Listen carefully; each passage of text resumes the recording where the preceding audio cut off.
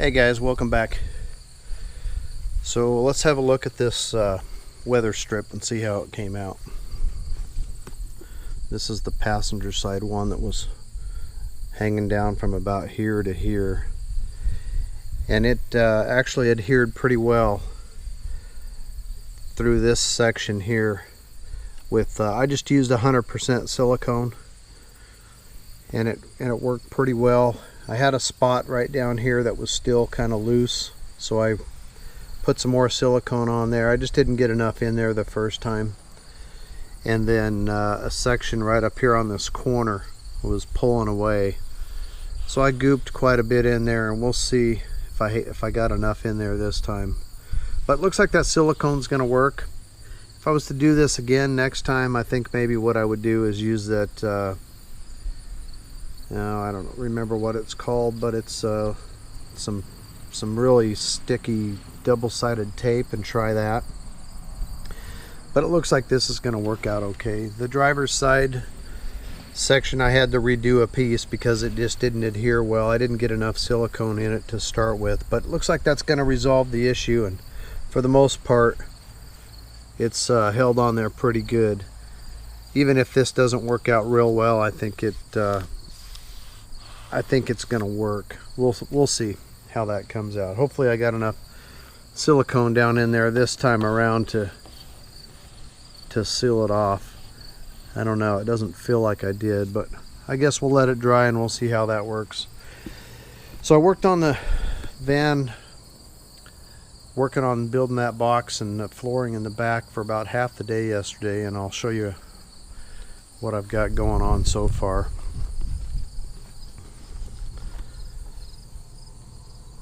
Got that piece of 1/2-inch plywood, of course, for the floor, and I bought a half a sheet, so it was 4 foot by 4 foot. I had to cut off 3 inches on the length, so 48.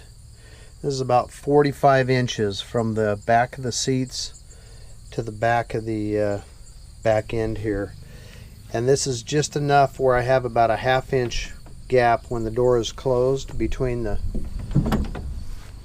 piece of plywood and the back door. The doors bow out a little bit, so the gap gets wider. It's probably closer to 1 inch in the center, and then about a 1/2 inch on the ends. But that'll work fine. That way the door can operate properly, whether it's opened or closed, and the same thing worked out the same for this side. And then I built 3 panels using the method that I used on my other van build, only I changed it up a little bit. This time I used 1.5 by 1 inch furring strips instead of the 2 by 2, because I just don't think I need the extra weight, and I don't need the strength. When you glue these, I glued them and screwed them to the panel there. When you glue those, it just makes that thing so strong and rigid, and all the weight's going to be down on the top of it, so it's going to be plenty strong enough. And then a piece across the front, and then I drew a center line on this bottom board. This between the wheel wells is 4 feet exactly, so I'm going to divide that in half for the single bed piece that's going to go on this side, and then I'll use the full width for the double. But the way I've got this set up now, I glued those together and screwed them together in the corner, and then this is the centerpiece, and it's going to do the same thing. It'll be glued up there. That's what I got to start with next. Glued to that front piece, and it just barely misses the seat there, with the seat in the upright position. And the height is 20 3/4 of an inch from that bottom board to the top board here. 20 3/4 of an inch. So that's going to give me a pretty good storage section here for totes or my refrigerator or whatever I end up putting in there. And that's going to be accessible from the top. So the bed will be able to lift up, and then I can get up underneath here and get into that, or from the back with the door open. This section was going to be left open for now because I'm just doing the single bed on the one side. But eventually, I don't know, I'll build a cabinet or something here, maybe goes clear to the ceiling for storage, and maybe a desktop type thing. I've seen a bunch of designs on YouTube, and that's how they've done it, and it looks pretty good to me. That way I can sit on the top of the bed and eat or cook or work, whatever I want to do on that shelf that'll be built over here. But I'm going to hold off on that for the moment and just finish this side and get this bed put together. Once I get that corner glued and screwed, then I'm going to run probably a 4-inch, maybe a 3-inch by 1-inch strip across the back here, just to give that some rigidity. Heck, maybe I won't even do that. Maybe I'll just do a piece across the top. But I still have to kind of figure out how I'm going to put that top piece together. And then take all this out and sand it down and get ready for paint. I said I wasn't going to paint it, but we'll see what I've got laying around. Excuse me. See what I have laying around here for paint. I don't know. I may or may not paint it yet. We'll see. But you can see all these little black marks. I had to take a grinder. The screws I have were too long for these 1-inch boards. Actually, I think that comes out to be 3/4 of an inch thickness. Anyway, I had to grind off the tips of the screws. And then I'm going to have along this edge, once this board is up there, a board screwed and glued across the top to give this about I'll probably use a 2x2 to give that a lip for the other part of the bed to lay on, the top piece of the bed to lay on that, along with the one that I have over on this side. And then that board can just be removed, and I'll have a walkway through here. Again, the cabinet needs to be designed so that it'll be the other support for this half of the bed. And then as far as attaching this to the floor, I don't think I'm actually going to physically attach it to the floor. I'm going to take some of these furring strips and run one down here across the bottom, one up there on both sides of the board, and then for the centerpiece, one on both sides of that board too. So it'll just kind of make a channel for this to set in, that to set in, and then over here. This one, the edge of the wheel well will serve as the support for the back side. So I just need one piece across here. And then that way this whole box can just be set in or lifted out, but those will keep it from moving forward and backward and left and right. Anyway, that's the idea on the design so far.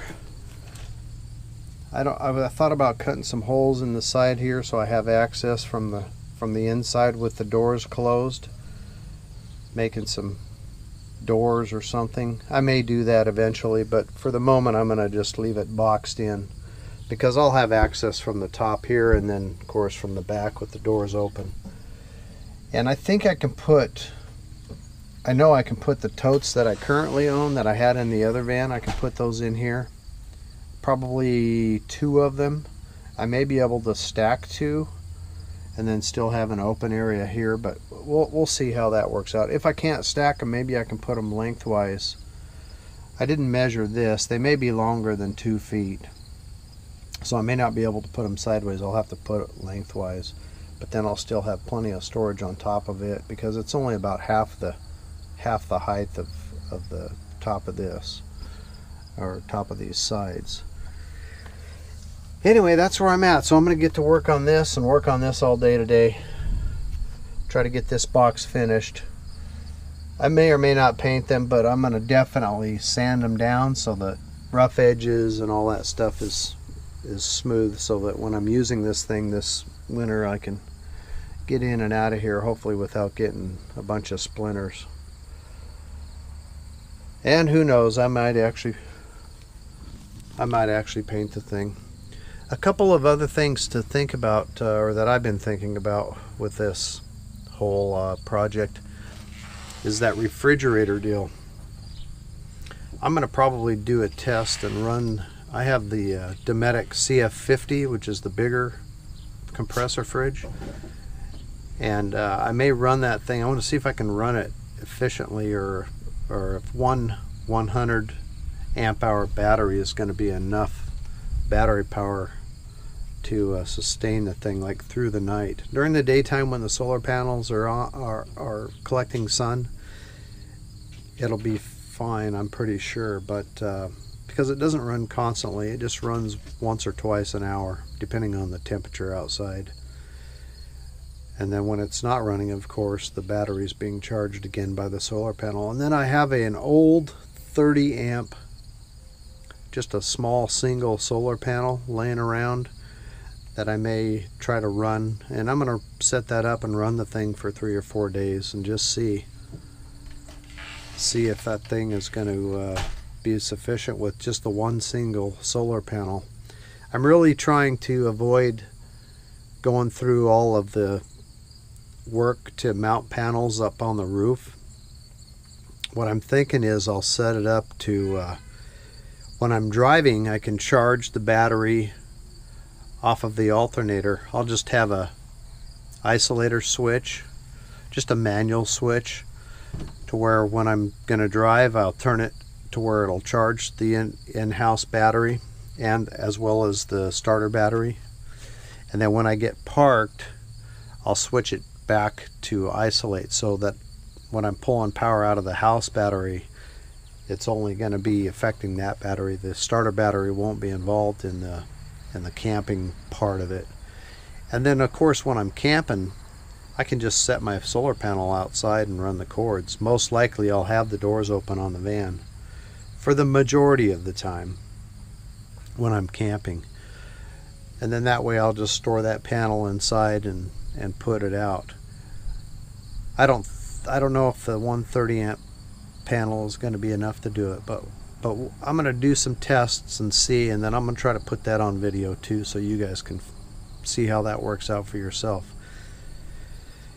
It's either that or buy the smaller compressor fridge, which is an option as well, but I want to see how this works out first. So anyway, I'm going to get to work, guys, and get started on this. I'll make another video showing you what kind of results I have at the end of the day today, and then how that silicone take two set up on those windows, or on those weather stripping on the doors. So hope you all have a good day, and we'll see you on the next one.